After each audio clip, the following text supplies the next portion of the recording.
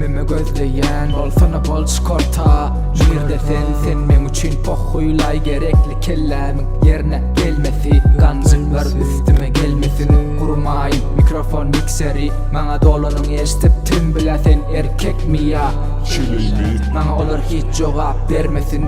Çek öten günümün ertesi. Hemmeniz Oscar'lık oyuncu yapıp bugün gözümün perdesi. Si, sol ya, sol ve si. Rap'im o karın yol kesip. Bunun adı Türkmen rap komple pik. Ben s**ken şu adı kontesi. Kontesi. Kontesi. Kontesi. Kontesi.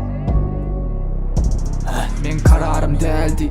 Yine beynimin içinden geçerin önlemine kazanıp göt verdi. Sen namusda kancığın dismidi bedin ha. Pul basarın näme? Yasalı rap, sözler tayin level next. Yeke niyetin sen sex, wek. Eretizm düşüncene respect. Gangstemi şöyle çö, bu aha. Karavana yakın biz bana yine bakar. Kancığın çilimini geldiyeni yakar. Geldiyeni yakar, yalvarayan adamlar var. Gemide kaptan yok lay. Gemide kaptan yok lay. Gemide kaptan yok lay.